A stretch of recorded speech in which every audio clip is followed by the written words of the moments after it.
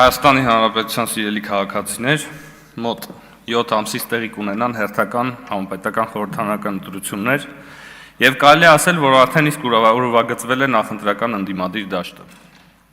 Եվ ցավոք պետք է արձանագրել, որ 21 թվականից մինչ օրս ընդդիմադիր դաշտում հիմնականում գերակշռել է քոչարանասերժական կամ մերձ քոչարանասերժական քաղաքական միավորները։ Սա իսկապես ցավալի իրողություն է, հաշվի առնելով նախորդ 5 տարիների ընթացքում ընդդիմության ցուցաբերած որակները եւ այն ահռելի հանրօգուտ աշխատանքը, որի արդյունքներին մեր հանրությունը քաջ ծանոթ է։ Բայց ինչևէ այս իրողության հետ պետք է հաշվի նստել։ Եվ ուրեմն որոնք են այդ ուժերը եւ ինչպես կարելի է նրանց նույնականացնել։ Իրականում շատ հեշտ։ Բոլորային քաղաքական միավորները, կլինի դա անհատ, կուսակցություն կամ շարժում, որոնք մինչ այս պահը եւ այս պահից ի վեր պաշտպանել են կամ կպաշտպանեն ապօրինությունների մեջ մեղադրվող անձանց, այդ թվում Հայաստանում զանգվածային անկարգություններ նախապատրաստող, պատերի տակ մարդկանց գյուլող, հոգեվորականներին իրենց ընտանիքի անդամների հետ հակաիշխանական հավաքների մասնակցելու ստիպող, մարդկանց գումարի դիմաց հանրահավաք բերող, կաշառք լափող եւ այլ անձանց, կպաշտպանեն եկեղեցին բռնազավթած հանցագործ խմբավորման անդամներին իրենց ղեկավար Կտրիչ Ներսիսյանի գլխավորությամբ եւ դրան զուգահեռ բոլոր հնարավոր ձևերով կարժեզրկեն եւ կտորպեդահարեն խաղաղության գործընթացը, ապա այդ բոլոր միավորների ետևում անպայմանորեն կնկատեք քոչարանասերժական տանդեմի մեծ եւ ցցուն ականջները։ Մեր հանրության քաղաքականապես հասուն եւ տեղեկացված հատվածի համար այս տեղեկությունը թերևս ավել նորդ էր, քանի որ վերջիններս առավել քան տիրապետում են բոլոր նշված նրբություններին։ Այդ իսկ պատճառով խոսքս առավելապես ուղղված է մեր հանրության ապաքաղաքական հատվածին եւ մասնավորապես երիտասարդությանը։ Հարգելի գործընկերներ, մենք հաճախ չենք գիտակցում, որ գալիք խորհրդարանական ընտրություններին կյանքում առաջին անգամ իրենց քաղաքացիական պարտքն են կատարելու տասնյակ հազարավոր երիտասարդ քաղաքացիներ, որոնցից շատերն օրինակ 2008 թվականի մարտի 1-ին նույնիսկ ծնված չէին։ Իսկ 18 թվականի Թավշյա հեղափոխության օրերին պատանիներ, որոնց քաղաքական անցուդարձը բնականաբար առանձնապես հետաքրքիր չէր։ Եվ այն, որ հանրության նշված հատվածին այս ընթացքում ընդդիմությունն իր անսահմանափակ մեդիա ռեսուրսներով կարող էր ապակողմնորոշել, դա փաստ է, որովհետև սովորաբար հիբրիդային պատերազմի առաջնային թիրախը հենց անտեղյակ կամ ջուրահավատ քաղաքացիներն են։ Ըստ այդմ, սիրելի երիտասարդություն, կփորձեմ այս ժամանակահատվածում վեր հանել քոչարանասերժական ռոպագանդայի հիմնական թեզերն ու դրանց հարաբերությունը իրականության հետ, ինչպես նաև հնարավորինս պատկերավոր նկարագրել, թե ինչ ասել է ռոբասերժական ժամանակներ։ Առաջին, ռոբասերժական մեդիա իրականության մեջ Հայաստանի Հանրապետությունում ռեպրեսիվ իշխանություն է,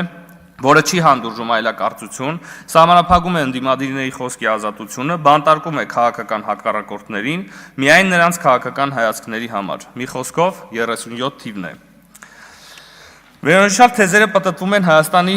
առցանց մամուլի ճնշող մեծամասնության շրջանում, քանի որ դրանք մեծամասամբ պատկանում են ռոբասերժամետ շրջանակներին, ինչպես նաև թիվ 5 հեռուստաալիքով, որը տարիներ շարունակ ազատորեն հեռարձակվում է ամբողջ Հայաստանի Հանրապետությունում։ Ավելին, նրանք նույն թեզերը տարածում են նույնիսկ Հայաստանի հանրային հեռուստաալիքով, որի եթերով հարցազրույցի առաջարկները հաճախ տարօրինակորեն մերժում են։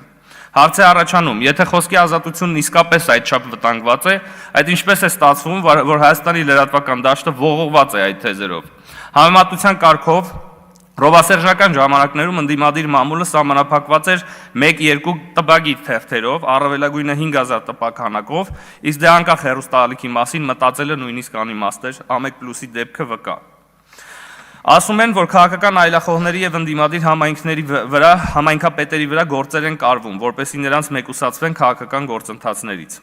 Սկսենք նրանից, որ նշված բոլոր դեպքերի առնչությամբ իրավապահ մարմինները հանրությանը մանրամասնորեն ներկայացրել են ձեռք բերված բավարար ապացույցներ, այդ թվում ձայնագրությունների տեսքով, որոնց ծանոթանալուց հետո ամբողջությամբ պարզ է դառնում, որ գործերն առնվազն կարված չեն։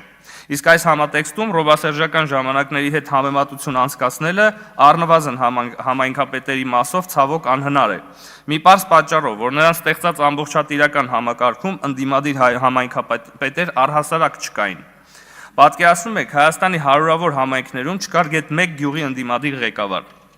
Էլ չեմ ասում որևէ մասկենտրոնում կարելի էր պատկերացնել նման բան։ Եվ ընդհանրապես քաղաքական այլախոհության ջատագով քոչարանական մեր գործընկերներին պետք է հիշեցնել իրենց քաղաքական հոր ժամանակների քաղաքական սպանությունների թիվը,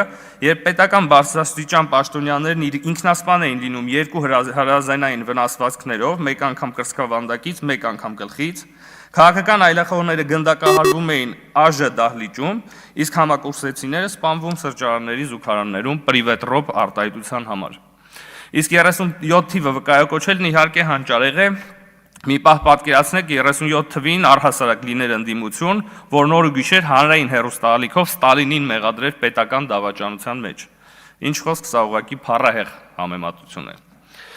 Երկրորդ, ռոբասերժական իրականության մեջ Հայաստանում կոռուպցիան աննախադեպ մակարդակի է հասել, իշխանական վերնախավը վարչապետի գլխավորությամբ թաղված են կոռուպցիայի մեջ։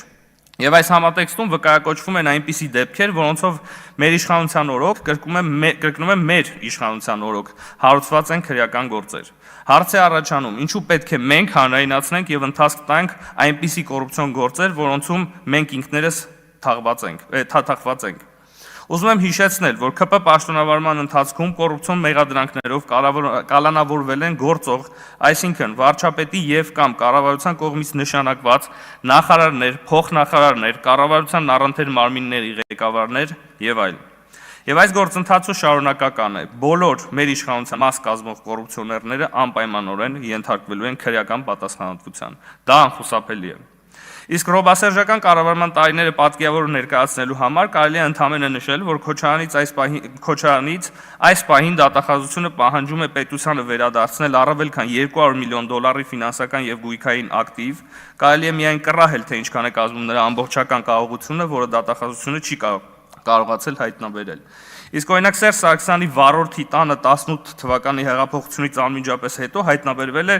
$6 միլիոն կանխիկ միջոց, որը նա պնդում էր, որ օրինական է, միաժամանակ սակայն պատրաստակամություն է հայտնել ամբողջ գումարը փոխանցել պետությանը։ Հարց է առաջանում, բայց եթե օրինական է, ինչու էր պատրաստ գումարը փոխանցել պետությանը։ Հարցն ուղղվում է Պու դաշինքի падգամավորներին։ Լավ կլինի Աննա Մկրտչյանը, այդքան որ գալիս է այս ամբիոնից լացակոմած ելույթներ է ունենում, հաջորդիվ մի հատ արձանագրի իր ղեկավարի վառորդին, որտեղից կանխիկ $6 միլիոն, որն էլ նա հոժարական պատրաստ էր նվիրաբերել պետությանը։ Վառորդների ամսական աշխատավարձը, որքանով տեղյակ եմ, 200,000 դրամ է։ Լևոն Քոչարյանն էլ լավ կանի վերջապես արձագանքի իրենց ընտանիքին վերագրվող ապօրինի $200 միլիոն ակտիվի մասով այս ամբիոնից։ Սպասելու ենք ժողովուրդ ջան, չլռեք։ Եվ երրորդ, ռոբասերժական մեդիա իրականության մեջ ԿՊ-ն բռնազավթել է ՀՀ իշխանությունը եւ լեգիտիմ չէ։ Այս աբսուրդային թեզն իրականում ամենահեշտն է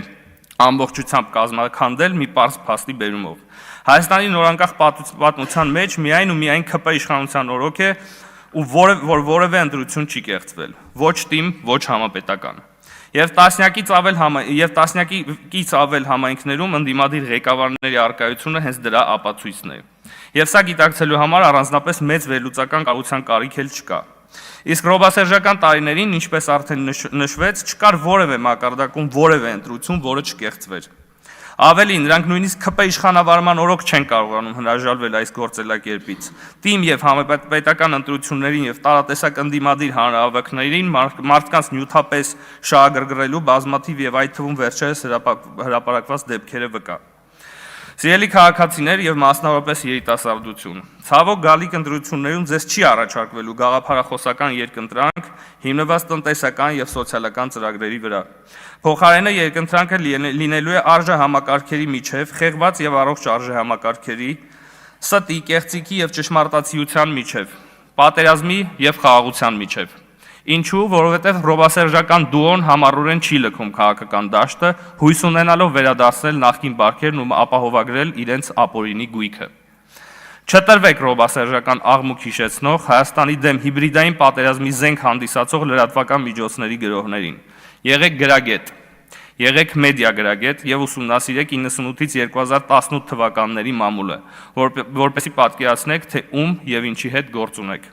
Հայաստանի ապագան կախված է ձեզնից, որովհետև ձեզնից յուրաքանչյուրի քվեն է կանխորոշելու մեր բոլորիս ապագան։ Ինչու՞, որովհետև մենք ընտրություն երբեք չենք կեղծելու։ Շնորհակալություն։